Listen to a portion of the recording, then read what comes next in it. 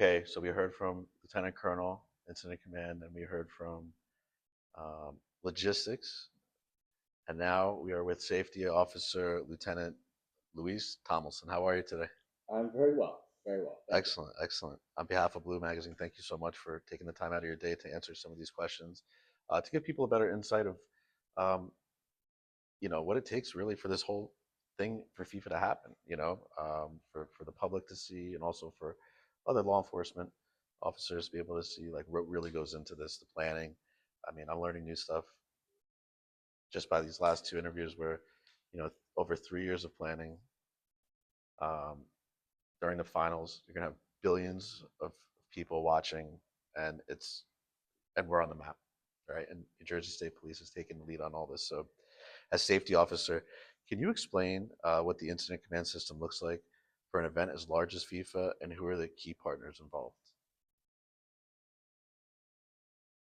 What it looks like is a very large undertaking for an ICS structure, if you will.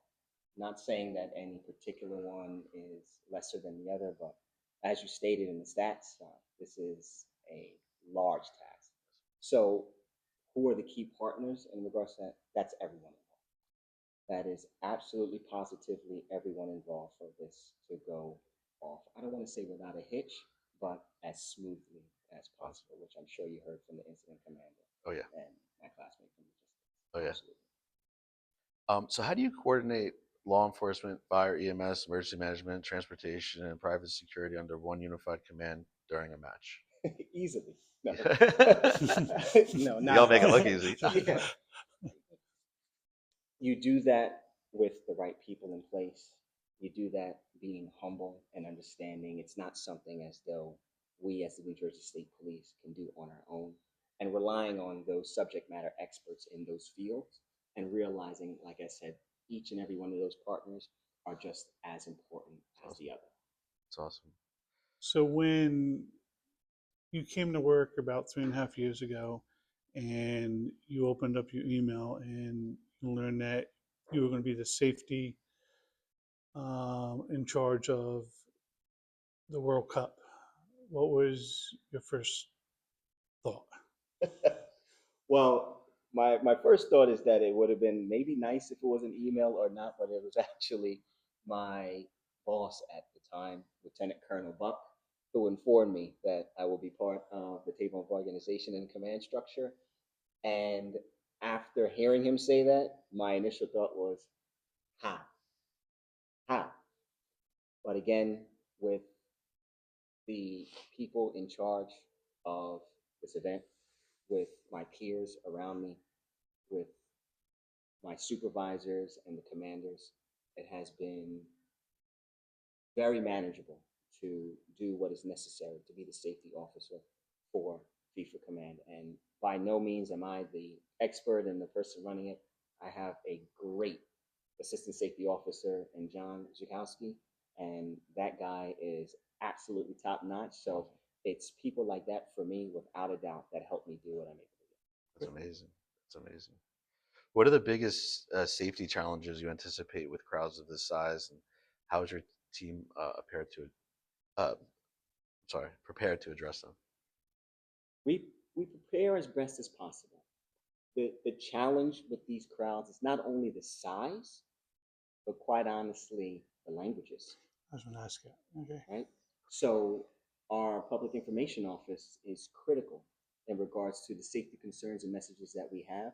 So not only do they go out in the native language here for the US, which is English, but then what about those visiting fans from various countries? So our challenge from outside of getting the messaging out, which we do pretty well as a state government entity to get amber alerts out and silver alerts and things of that manner. But now you're talking about a large scale event, getting it out to 80 to 100,000 people within a certain radius. But now that dynamic of, okay, the people are at the game, they speak this language. Are we getting that out to them? And is it in a manner which they understand? Has it been translated properly? How do we do that? But again, our public information office has done an amazing job at that. So that's eased our worries in that regard. Let's see here. If an unexpected emergency occurs, whether it's a severe weather, a medical emergency, or a security incident, how does the incident command team make decisions and communicate them in real time? With where we're at right now, the Area Command Center, the ACC, the EVCC, and the ICS structure. So that is how we're getting everything out and across the board. This is a very important and integral part to communication sharing, and not necessarily fast and flat, but swiftly and efficiently.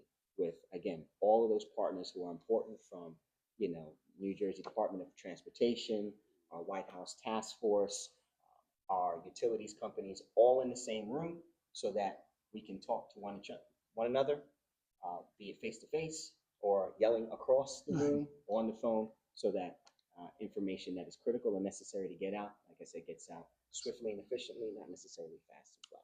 So, how hard is it for you personally, as a trooper, to sit in a room um, and not be there?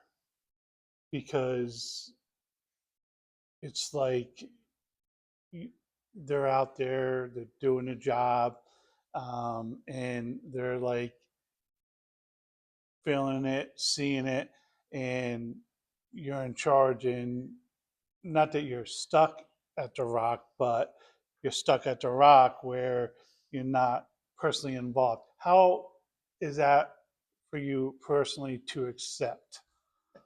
That one hit home, and it was a tough pill to swallow some years ago. So my classmate who's in charge of logistics, again, we have 20 years in July, and it has taken me some time to realize the position that I'm in and where I'm trying to go, and that of being a leader, and a leader that trusts the individuals that are completing the mission that you're all looking towards, the goal that you're all going towards. So in essence, teaching those who are the future, all right, and realizing that, well, if I still wanted to be boots on the ground, which you do have that itch, then I should be out there. But if I want to teach the future because my road will run out here, then I need to trust those that are out there and doing the job well, which they clearly are. Absolutely. And that's judging from also, the social media posts that people are doing and everything. They're praising the state police. They're praising. 100%. They love it. Yeah. I feel like everything I've seen has been so positive, and that's amazing. All right, for fans attending the matches. Oh, I did the room. Sorry. So I guess this is to sum it up. But after years of planning, what gives you the most confidence that your incident command team is ready to handle an event the scale of the FIFA World Cup? They quite honestly praise all of us a lot. I don't realize, I don't think they realize, I don't think they realize how impactful it is to see them as engaged as they are. They're not showing up 2 hours, 3 hours after the start time, that we have set based on this plan. They're not cutting out of here at halftime, all right? And they're not leaving as soon as the game is over. I have seen each and every one of them, all right, partake in this event from the time that, at most times, the first person is in this place to work, and well after the fact. And then from a safety aspect, when I tell you that all three of them are engaged, I say all the time when we do our brief outs, as safety, if we're busy, we're not doing our job. We're not doing a good job Right. if we're No, busy. it's in that. So far, knock on wood, in these 5 matches that we've had thus far, I can count the number of issues that we've had to report on one hand. And one of them specifically, back to our ICs, our incident commanders, message them, and we're talking after hours, after midnight, 1, 2 in the morning, and every single one of them responded within a minute. All right, every single one of them was on top of it. So that is what really has this entire operation going the way that it does, because the way that they're leading, all right, is trickling on down, and everybody's seeing that. That's Right. amazing. Yeah, That's it's amazing. amazing. I really hope it's a role model for other agencies too, and that's I awesome. like how you Thank you for what you said do. that you are here to train the younger troopers, Mm-hmm. because I think that's important, because I retired 2 years ago. And like once you leave after 25 years, you have the wisdom and knowledge, and all of a sudden you expect somebody to take that spot. Well, if they're not properly trained, and or if you're not willing to let some things go that you've been in control of for like all these years, they're not going to learn. So I actually appreciate what you just said about, teaching the younger troopers, so when you retire or you go elsewhere, they know the job and they can fill into your spot and do a great job like you have. So I really appreciate that.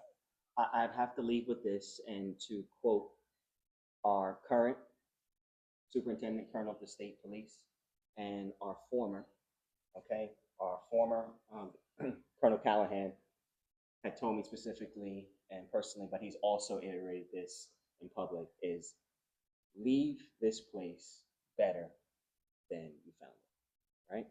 So therefore, you want to train those behind you so that you can leave this place better than you found it. That's awesome. And our current superintendent and colonel, right, Jeannie Hegemule, stated to me personally that she is going to give this place her all.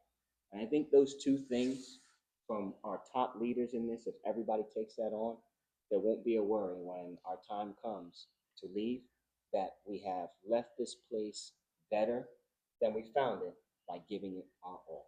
That's great. I love that. I love that too. I'm taking that back to my agency. Yeah, me too. Thank you. Thank you very much. Thank you very much, Tim. And Pleasure, awesome. pleasure, Good job. pleasure. Thank you.